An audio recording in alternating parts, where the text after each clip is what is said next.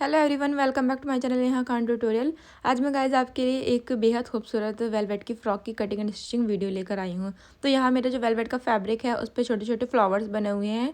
तो मैंने इन फ्लावर्स की दबके से बाउंड्री बना ली है। मतलब इन फ्लावर्स की जो आउटलाइन है वो मैं दबके से बनाती जा रही हूँ। फिर मैंने बीच में सेंटर में एक छोटा सा सर्कल बनाया है दबके का। फिर मैंने उसके ऊपर एक स्टोन चिपका दिया है। लाइनिंग के लिए मैं कॉटन फैब्रिक का यूज़ कर रही हूँ। तो यहाँ मैंने 1 मीटर लाइनिंग वाली कॉटन ली है। इसको मैंने कुछ इस तरह से 2 लेयर्स में फोल्ड करके रख लिया है। उसके बाद फिर मैंने एक बार और फोल्ड किया है। तो यहाँ हम टॉप की कटिंग करेंगे। तो मैं शोल्डर के लिए 4 से 4.25 इंच ले रही हूँ। अगेन मैं यहाँ पर भी 4.25 इंच ले रही हूँ। आर्म होल के लिए मैं 4.5 इंच ले रही हूँ। अब हम आर्म होल का डिज़ाइन ड्रॉ कर लेंगे। टॉप की फिटिंग में तकरीबन 6.5 इंच ले रही हूँ। टॉप की लेंथ में 8 इंच ले रही हूँ। तो यहाँ मैं 8 इंच पर मार्क करके एक स्ट्रेट लाइन ड्रॉ कर लूँगी। उसके बाद हम यहाँ 1/2 इंच का टॉप में ढाल देते हैं नीचे से। तो अब मैं इसको कट कर लेती हूँ।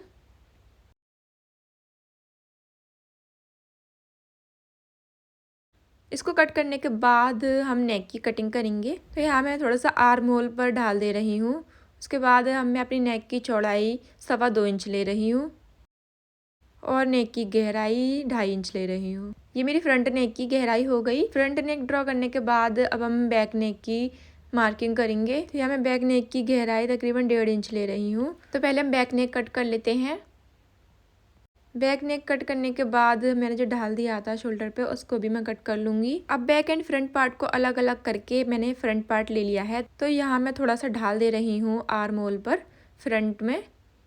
तो ढाल को कट कर लूँगी और नेक को भी कट कर लूँगी। बैक पार्ट पे मुझे जिप अटैच करनी है तो इसलिए बैक पार्ट को पीछे से मैं पूरा कट कर लूँगी बीच में से। तो मैंने वेलवेट को भी सेम इसी तरह से कट कर लिया है। अब हम नेक में सिलाई लगा लेंगे और इन दोनों आर्म होल में भी सिलाई लगा लेंगे। मैंने अब ये बैक पार्ट ले लिया है। तो बैक पार्ट को भी मैंने इस तरह से कट करके और जो मेरे सीधा मेरा फैब्रिक है मेन फैब्रिक उसके ऊपर लाइनिंग को इस तरह से रख के और यहाँ मैं सिलाई लगा लूँगी और आर्म होल में भी सिलाई लगा लूँगी। तो मेरा फ्रंट पार्ट तो देखिए इस तरह से सिल चुका है। अब मैं छोटे छोटे कट्स लगा लेती हूँ जहाँ जहाँ मैंने सिलाई लगाई है। कट्स लगाने के बाद मैं इसको पलट के सीधा कर लेती हूँ। तब जो ही मेरी ओपन साइडेड रह गई हैं यहाँ पर भी मैं सिलाई लगा लूँगी। अब ये मेरा बैक पार्ट है। तो यहाँ मेरे बैक पार्ट पर इस तरह से मैंने सिलाई लगा ली थी। तो यहाँ पर भी मैं छोटे छोटे कट्स लगा लूँगी और इनके जो कॉर्नर्स हैं मैं इन कॉर्नर्स को भी कट कर लूँगी। तो अब मैंने ये फ्रंट पार्ट ले लिया है। बस इस जगह पे आपको सीधे उल्टे का ख्याल रखना है। देखिए जो मेरे फ्लावर्स वाला जो पार्ट है देखिए उस फ्लावर से फ्लावर्स मिलाकर और लाइनिंग से लाइनिंग की तरफ रख के इस तरह से इसके शोल्डर इसके अंदर डाल के और यहाँ स्टिचिंग लगा लूँगी। शोल्डर स्टिच करने के बाद मैं इस तरह से बैक पार्ट को खींच लूँगी और मैंने अब ये बैक पार्ट को भी इस तरह से सीधा कर लिया है। तो बैक पार्ट में भी जो भी मेरी ओपन साइडेड रह गई हैं उनको मैं सब तरफ से मतलब स्टिच कर लूँगी। अब मैं बैक पार्ट में ये ज़िप लगा लेती हूँ। तो यहाँ मैंने छोटी वाली ज़िप ली है। उल्टे लॉक की नहीं है सीधे लॉक की है। तो इसलिए मैं इसको इस तरह से डायरेक्टली स्टिच कर लूँगी। ज़िप अटैच करने के बाद अब हम स्लीव्स की कटिंग करते हैं। तो यहाँ मैं स्लीव्स में भी लाइनिंग लगाऊँगी। तो मैंने यहाँ लाइनिंग ले ली है और मैंने इस तरह से लाइनिंग के 4 फोल्ड्स कर लिए हैं। तो यहाँ मैं 2 इंचेस पर मार्क कर रही हूँ और मेरी जो स्लीव्स की चौड़ाई है वो तकरीबन 5 इंच है, 5 इंच। तो आर्म होल का शेप ड्रॉ करने के बाद यहाँ मैं नीचे की स्लीव्स की फिटिंग 3.5 इंच ले रही हूँ और इस तरह से मैंने इसको मार्क को मिला दिया है। अब मैं इसको कट कर लेती हूँ। तो स्लीव्स को कट करने के बाद हम सेम जो मेरा मेन फैब्रिक है उस पर भी कटिंग कर लेंगे। तो मैंने जो अपनी स्लीव्स की लेंथ है वो थोड़ी सी एक्स्ट्रा ली है मेन फैब्रिक पर। तो यहाँ मैं इस तरह से इसको नीचे की तरफ खींच के लाइनिंग को और यहाँ सिलाई लगा लूँगी। तो मैंने सीधे फैब्रिक पर लाइनिंग रखी है और इस तरह से इसको खींच के सिलाई लगा लूँगी। इसको स्टिच करने के बाद मेरी जो लाइनिंग है उसको पीछे की तरफ फोल्ड करके इस तरह से मैं इसको कर लूँगी और यहाँ मैं ऊपर को मिला के और यहाँ सिलाई लगा लूँगी। तो इस तरह से करने से मेरी स्लीव्स में ज़्यादा फिनिशिंग आएगी। इस तरह से मैं स्टिचिंग लगा लूँगी। स्टिचिंग लगाने के बाद अब हम टॉप पे आ जाते हैं और टॉप पर इस स्लीव्स को स्टिच कर लेते हैं। तो इस तरह से मैंने देखिए स्लीव्स को रख लिया है।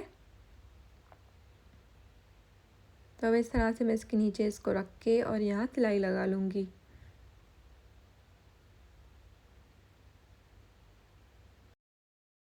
तो अब हम चलिए स्कर्ट भी तैयार कर ही लेते हैं। तो यहाँ मैंने ये वेलवेट का फैब्रिक लिया है जिसकी लेंथ मैंने 12 इंच रखी है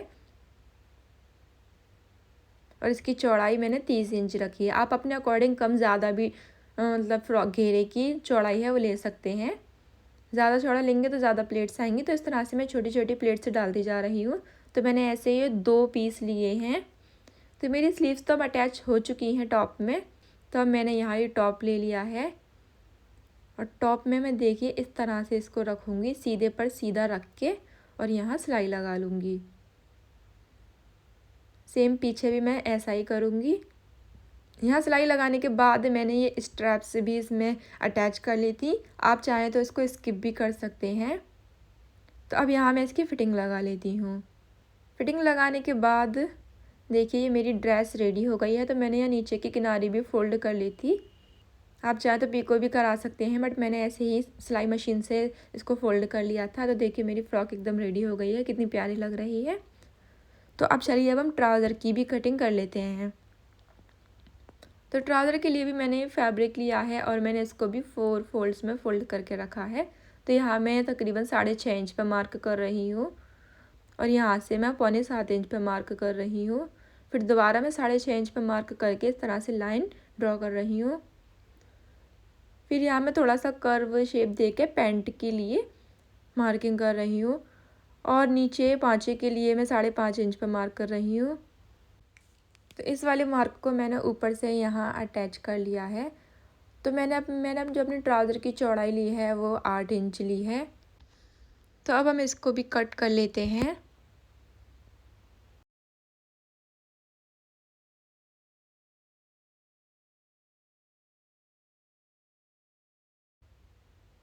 इसको कट करने के बाद मैंने इसको इस तरह से खोल लिया है और यहाँ मैं ये आसन में सिलाई लगा लूँगी। तो यहाँ मैंने ये आसन तो स्टिच कर लिए हैं। तो अब मैं इसको इस तरह से सीधा करके अब यहाँ मैं फ़िटिंग लगा लूँगी, क्योंकि मेरी लाइनिंग है और लाइनिंग नीचे से जो मेरी लाइनिंग की किनारी है वो एकदम ठीक है, बनी बनाई किनारी है। तो उसको मैं कट नहीं कर रही हूँ, ना ही फ़ोल्ड कर रही हूँ। तो मेरा मेन फैब्रिक था वेलवेट, उसको भी मैंने सेम इसी तरह से स्टिच किया है जिस तरह से मैं लाइनिंग को स्टिच किया है। अब मैंने क्या किया है, इस मेन फैब्रिक यानी वेलवेट के अंदर इस लाइनिंग को डालकर, दोनों मेरे सेम स्टिच हैं तो इस तरह से मैंने डाल लिए हैं और यहाँ ऊपर से मैं बेल्ट से यहाँ इनको स्टिच कर लूँगी। उसके बाद ही मैंने बेल्ट अलग से रेडी की थी।